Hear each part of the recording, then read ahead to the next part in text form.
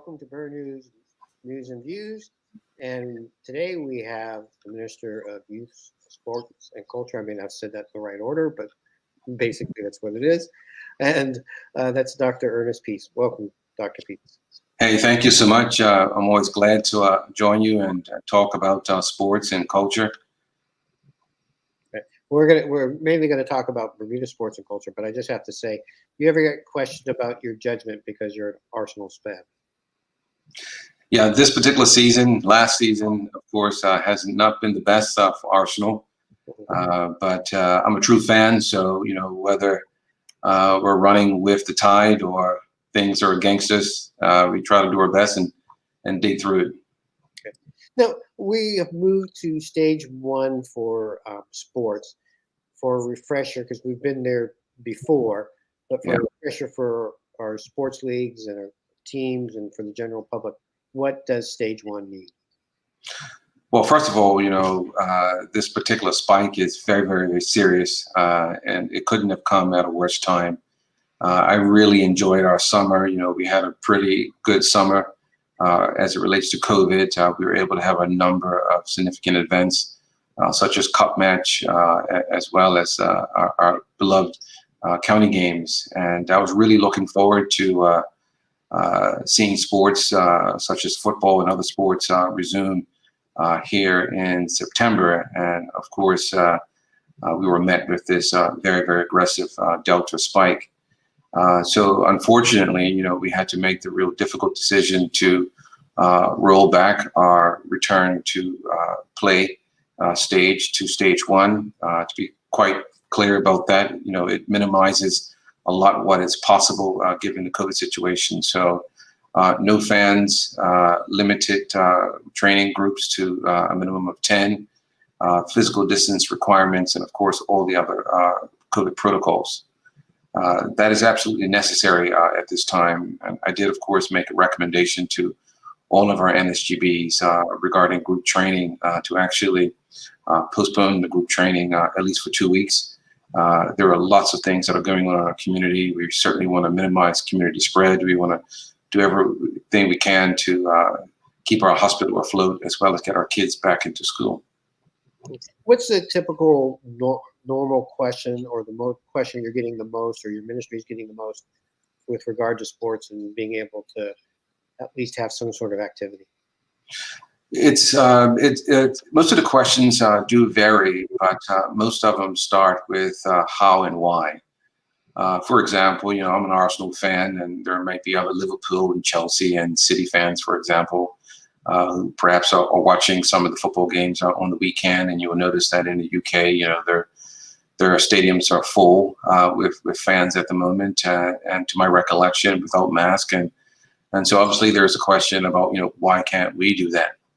And right now, to be quite honest, we're really comparing apples with oranges. Our situation here locally is a lot different. Our economy is a lot more delicate. Our health system is a lot more delicate, and our situation is just different. And we certainly have to keep that in mind. As much as we would love to be outdoors, I do understand as a sports minister, as well as personally, how important recreation and sport is. It's just that at the moment, right now, it's not safe regarding our overall recovery for our country regarding COVID. So Don, a lot of the questions, are really about, why can't we do this? The other set of questions are really about how, well, how can we go about doing some things, So we have a really, really good team here at Ministry of Youth, Culture, and Sport. We, of course, have our colleagues at Health as well to really help us with the how. So we've done a really, really good job, in my opinion, and we've been able to get exemptions approved for certain events and for certain sporting events to give people the right information, the right guidelines and protocols on how they can have large events and sporting events safely.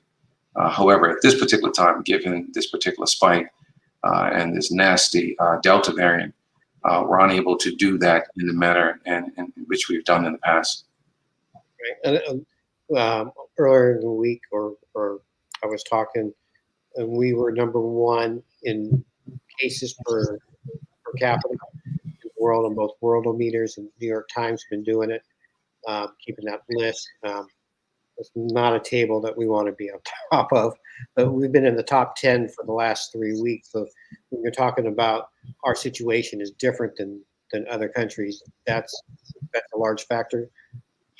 Yeah, our uniqueness regarding, the small size of our country per capita, it makes our numbers look really, really, really, really terrible as relates to what's going on around the world. But we can say, over the course of this pandemic, our country has responded quite well. Our community has responded quite well, and I think there's a lot to be proud of as relates to how Bermuda has managed the pandemic over the last 18 months. So therefore, we do have some things to be proud of. Some of the early models in the beginning suggested that if we didn't do some of these early interventions and take these necessary precautions, our healthcare system and the number of deaths that were projected would have been far, far higher. So I'm just asking Bermudians at large, to cooperate with us, cooperate with your neighbors and friends and employers. We're going to have to exercise some resilience, and we will get through this. Now, we have the World Triathlon Sprint and Relay Championship next month, less than a month from now. It's supposed to start on the 15th, and the Bermuda Golf Championship. What's happening around those two events? What are we dealing with? I know it's still a month away, but it's an international event. They have to plan ahead of time whether or not to continue. Yeah, that's the most difficult part about this particular decisions, regarding COVID. Applications for events, sometimes come in weeks and months in advance, and we have to sort of take a look at those applications, in the light of, well, what's going on in the country at the moment regarding COVID, without having any future idea on what COVID is going to look like, perhaps a month from now or 2 months from now. So we spend a lot of time, of course, going through the applications, making sure that we're giving our best advice on how the events can happen safely, given the fact that we've had some experience with COVID before. So we go ahead and make those decisions. The other part, Don, that makes the decision really difficult, of course, is, we want to be responsive to the situation of the day, but also we want to keep an eye out for some of our future events. So, for example, when we're thinking about the World Triathlon Relay and Sprint, as well as the golf tournament, those events, of course, are 4 to 6 weeks away. So we have to make some decisions today, so that 4 to 6 weeks from now, perhaps we can be in a different COVID environment, so those events can take place as much as possible. So we're constantly trying to balance, the needs of today as well as our future needs. Is there any sort of a hard deadline for the triathlon, since we're looking at about 28, 29-day cycle till it's supposed to begin, and I would assume like pre-planning for people being on that. Is there a hard deadline when a decision has to be made for that? I would imagine so. I'm not actually on that particular committee for that particular decision, but I would imagine, given the fact that we're about 4 weeks away, the situation is very, very tense and fluid at the moment. So I would imagine, that situation would need some further discussion and dialogue. I'm hoping, of course, COVID-wise, that the event can occur and be successful, not just for all of the athletes, but for Bermuda to have once again an opportunity to be on the center stage. Of course, we have Flora Duffy coming, and we certainly want to make sure that the situation is suitable for her as well. So I'm hoping, I'm really, really, really hoping that we can get that event off and Bermuda have an opportunity to celebrate Flora, perhaps winning another event on our local shores. Because everyone wants to be able to participate, and so we don't want more of a muted ceremony. I would assume we want to be able to celebrate that fully. Yeah, I mean, I've been committed to at least one idea regarding that.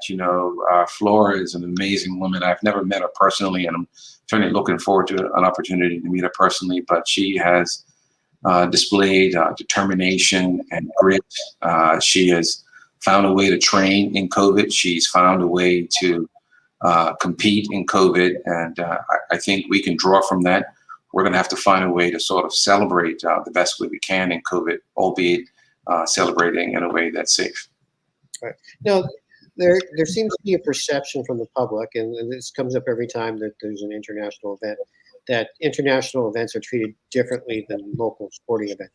What would you say to that? That's not entirely true. So from my point of view, that, you know, the things that are happening locally are just as important, sometimes even more important than what's happening regarding some of our international events. But we have to keep our eye on both. We're certainly trying to keep our developmental sports going. We also want to also keep our economy open as well. So there's always a little bit of give and go regarding that.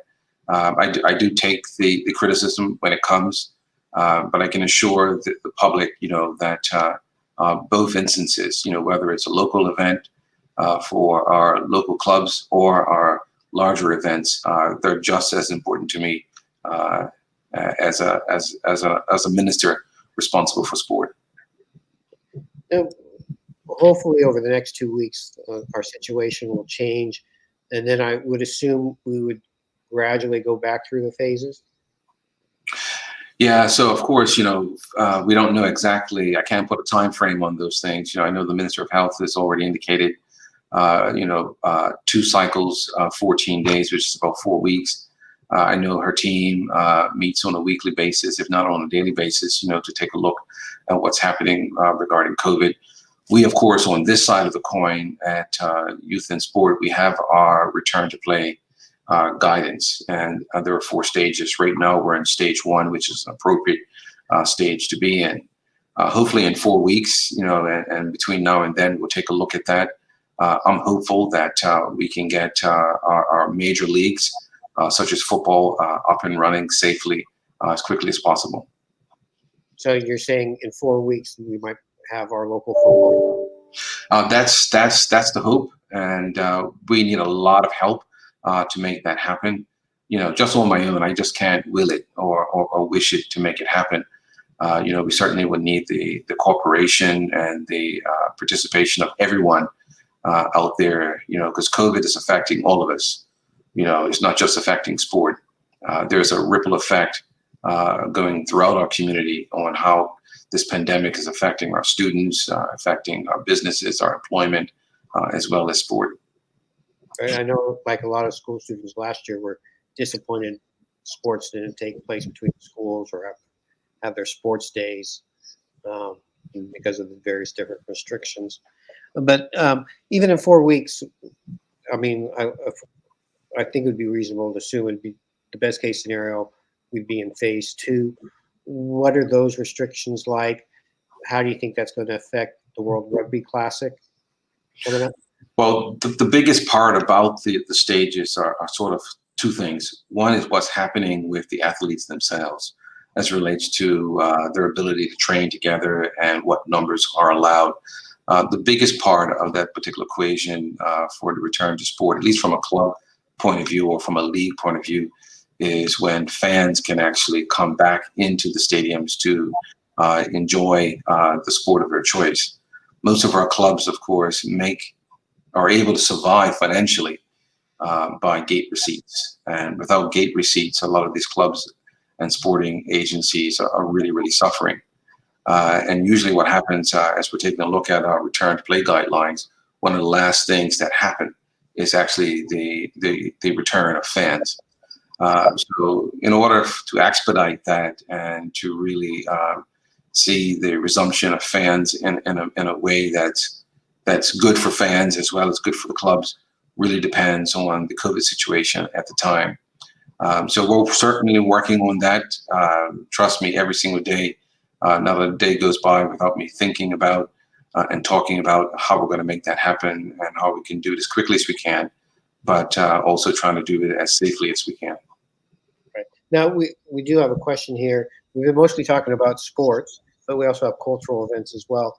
And Linda Holm asks, what advice do you offer to choral groups and orchestra currently and going forward, if allowed to rehearse after 4 weeks? Could the large exemption event for mid-December be not permitted at this last moment? Well, right now, of course, it's difficult to tell what the COVID situation is going to be like in any given week or any given month.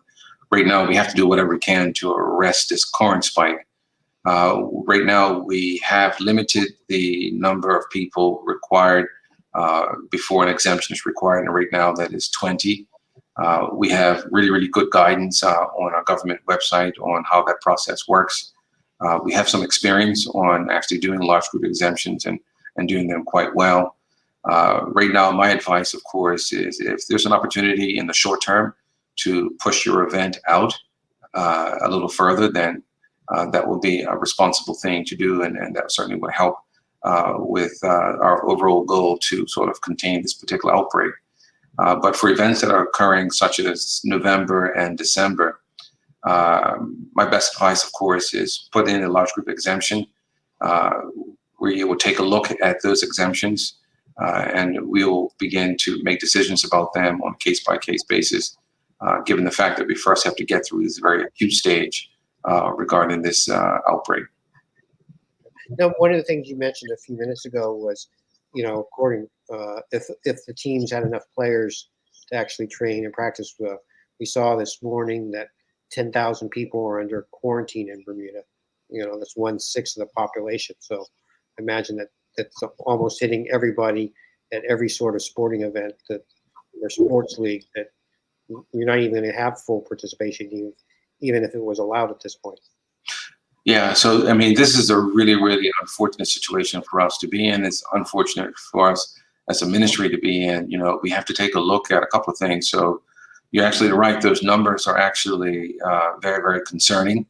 It has a knock-on effect, but at the same time, some of our elite athletes and some of our national programs are still trying to compete internationally. So we have to try to find a way to balance all of that. So that we are doing everything we can to protect our country and protect our economy and our citizens. But at the same time, we're not trying to destroy the opportunity for some of our elite athletes who are trying to participate on the global stage and do their very best to represent their country. So those are the things that we're constantly trying to balance and trying to work out. And speaking of teams trying to compete internationally, we can celebrate our women's under-20 national football team. They hammered the Virgin Islands a couple of days ago, 5-0. They're playing tonight at 6:30 against St. Vincent and the Grenadines. Anything you want to say about that? Well, we're super proud of our girls' national team. They are phenomenal. Congratulations on your first win. We're certainly rooting for you, and we believe that they're going to excel and do well. There's nothing better than momentum. Getting your first game out of the way with a score of 5-0 certainly builds a lot of confidence into the team. If they continue to follow the advice of their coach, play together as a team, there's no telling on how far they can go. Right. And again, the time tonight, 6:30. I'm not exactly sure where they're playing, but I'm sure you can find it online somewhere at this point. Minister, any parting words you want to give to our audience? Yeah, I certainly can. We have to ensure the safety and well-being of all of us. Currently we're experiencing a very significant spread of the Delta variant, and as a government, we're going to have to do everything we possibly can to protect our lives and our healthcare resources. For our sporting community, there is hope. Our major sports are going to return, and we're going to do our best to get that situation sorted out as quickly as possible. And with the cooperation of everyone, following the guidelines so that our safety events, for example, are done in a manner in which how we prescribe them is important. We want people, of course, to pay attention to some of the risky things, such as doing things indoors, wearing their mask, of course, indoors is really important, and practicing social distancing and sanitizing your hands. Those are things that we all can do together, and if we do them together, we can certainly do our part to bring this spike under control. All right. Well, I wish to thank Minister Dr. Ernest Peets. Appreciate you having me here. Absolutely. Thank you so much for the opportunity to speak with you and on all of your listening audience. Right. On behalf of Burn News, I've been your host, Don Burgess, wishing the women's under 20 national team great luck tonight and wishing everyone here a beautiful afternoon.